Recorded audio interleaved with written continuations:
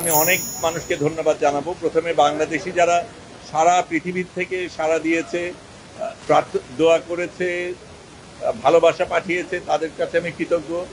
আমি তুরস্ক সরকার, তুরস্ক এয়ারলাইন্স আমাদের আসার ব্যবস্থা করে দিয়েছে, তাদের কাছে ধন্যবাদ জানাই। আমাদের দেশের সরকার যেভাবে সাড়া দিয়েছেন, আমাকে ওইখানে ইস্তানবুলে আমাকে গ্রহণ করেছেন। একদম আমার সাথে কোনো যোগাযোগ করার কিছু ছিল না, সেগুলির ব্যবস্থা করে দিয়েছেন, সেগুলির জন্য ধন্যবাদ। কিন্তু আবারও আমি বলবো যে আমাদের আসল সংগ্রাম বাকি আছে। যতক্ষণ ফিলিস্তিন মুক্ত না হবে ততক্ষণ আমাদের সংগ্রাম চলতে হবে।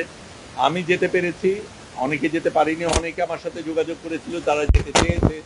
আমি মনে করি আরো হাজার এরকম ফ্লোটিলা যাওয়া দরকার, এবং যতক্ষণ না ফিলিস্তিন মুক্ত না হবে আমাদের এই সংগ্রাম চালিয়ে যেতে হবে। ধন্যবাদ আপনাদের সবাইকে।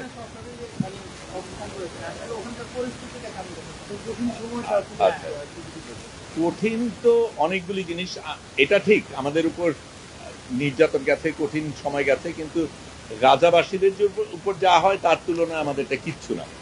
যেই জিনিসগুলি হয়েছে সেটা প্রথমে আমাদের একেবারে শুরু থেকেই যেই জিনিসগুলি ছিল, একেবারে প্রস্তুতির দিক থেকে অনেকগুলি সতর্কতার ব্যাপার ছিল, নিরাপত্তার ব্যাপার ছিল, অনেক কিছু আপনারা জানতে চেয়েছেন, আপনাদের জানানো যায়নি নিরাপত্তার কারণে, কিন্তু আমাদের একটা স্ট্র্যাটেজিক্যালি চলতে হয়েছে। আমি প্রথমে এই ফ্লোটিলায় যাওয়ার সুযোগ পাই 24 তারিখে সম্ভবত সেপ্টেম্বরে, তখন আমি নিউ ইয়র্কে। তখন খুব দ্রুত টিকিট কেটে ঢাকায় এসে ঢাকার থেকে বদল করব, কাজে আমি ওখান থেকে আম্মান যাই, আম্মান থেকে দোহা যাই, দোহা থেকে ঢাকায় আসি, ঢাকায় এসে এখানকার কিছু কাজ সেরে অল্পক্ষণের মধ্যে আবার ফ্লাইট নিয়ে রোমে যাই।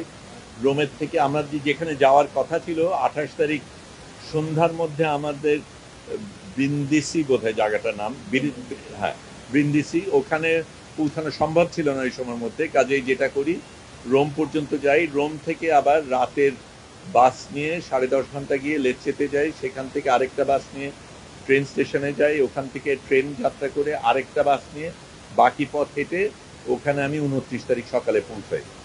সেই দিন আমাদের প্রস্তুতি পর্ব ছিল, ট্রেনিংয়ের ব্যাপার ছিল, পরের দিন সকালবেলা আমরা রওনা দেই এবং তখন থেকে আমরা যাত্রা শুরু করি। তারপরে আমাদের আগে ছোট 8টা ফ্লোটিলা রওনা দিয়েছিল, তারপরে আমরা রওনা দিই। এটা ছিল সবচাইতে বড় ফ্লোটিলা পুরো সবকিছুর মধ্যে, অনেক বড় নদীর থেকে, এবং আমাদের প্রধান এর মধ্যে আরোহী ছিল সংবাদকর্মীরা এবং স্বাস্থ্যকর্মীরা, এবং আমাদের ইচ্ছা করেই সেটা করা হয়েছিল, কারণ এই কর্মীদের উপরে সবচেয়ে বেশি আক্রোশ ছিল ইসরায়েলে, সবচেয়ে বেশি হত্যা করা হয়েছে এই সংবাদকর্মী এবং স্বাস্থ্যকর্মীদের, কাজে আমরা সেটার প্রতিবাদে গিয়েছি। এবং যদিও আমাদের সাথে ত্রাণ ছিল, ত্রাণ দেবার উদ্দেশ্যে না, আমরা যাতে ওদের উপর বোঝা না হই সেই কারণে আমরা নিয়ে গিয়েছিলাম। কিন্তু যেটা আমাদের খারাপ লেগেছে সেটা হচ্ছে এই ত্রাণগুলি ইসরায়েলিরা নিয়েছে।